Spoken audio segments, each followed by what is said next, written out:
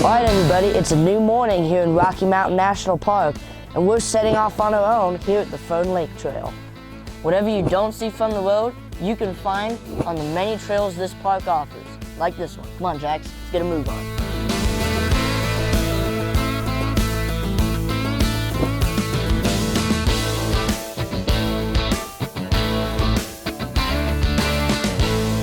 Alright. We're off to a good start. Jameson's trying to get some pictures of an American three-toed woodpecker. Now we got this app here, it's called Merlin, which is pretty cool.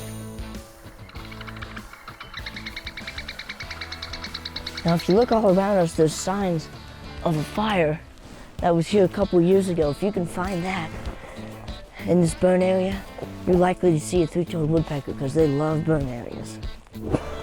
All right, everybody. Not too far along into the trail, we've already sighted two moose. The one over there is the cow, because you can tell it has no horns, but then that one is the big bull, because it has giant antlers. Now you may be thinking, if that bull has mated with the cow, why would he still be with her?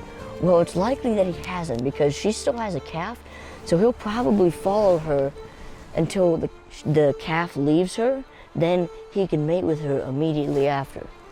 Now, you might be wondering what they're looking in the trees for. We're actually waiting to see what happens because there's deer running around those trees over there, and the moose are watching them. Now, you know what's something very unique about bull moose is most male antlered animals, their antlers are thin and pointy like elk, deer, pronghorn, other related things, but moose horns are very thick and are flat. And then they have offshoots that go forward that are thin and pointy, and that's what they hit stuff with.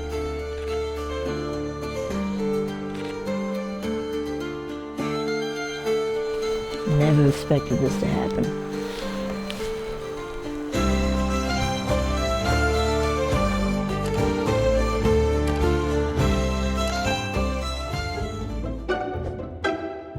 Now, believe it or not, before 1978, there were very few moose that lived within Rocky Mountain National Park.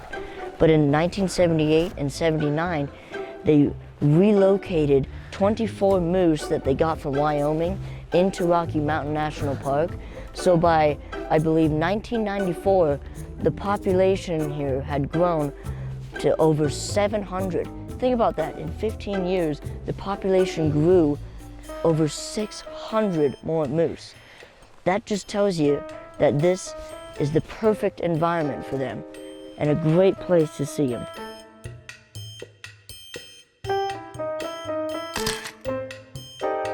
Wow, look at this. We've just found a grouse like 10 feet away from the trail calling.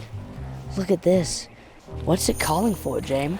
It is probably either a warning or a mating call. Although, judging by, I think it's a female, so it's probably a warning call. And this is a dusky grouse, one of the two species of grouse, actually three, in Rocky Mountain National Park. There's the dusky grouse, ruffed grouse, and the white-tailed ptarmigan. Man, what an awesome morning this has turned out to be. In just the first half mile of the trail, we saw that incredible moose encounter and that grouse. We haven't even made it to Cub Lake yet, so who knows what else we might find. Now hopefully there'll be another moose at Cub Lake or something even better. We just gotta continue on.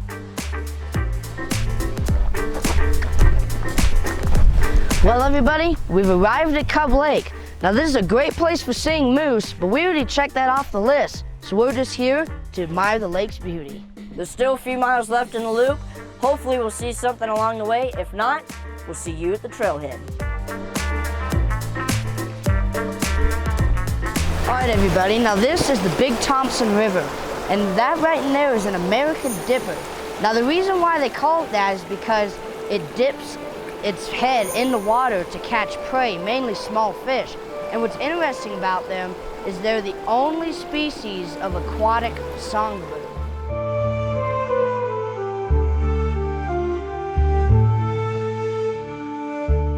Elk, moose, several bird species, the incredible color-changing aspens, and more. Now, this is an adventure we won't soon forget, and you won't either. Now, special thanks to Good Bull Guided for maximizing this adventure. You should hook up with these guys too, because they'll make sure you have a great time. I'm Jackson Hawkins Kimmel. And I'm Jameson Hawkins Kimmel. And together, we are the Brothers Wild. Bye, everybody. Keep it wild.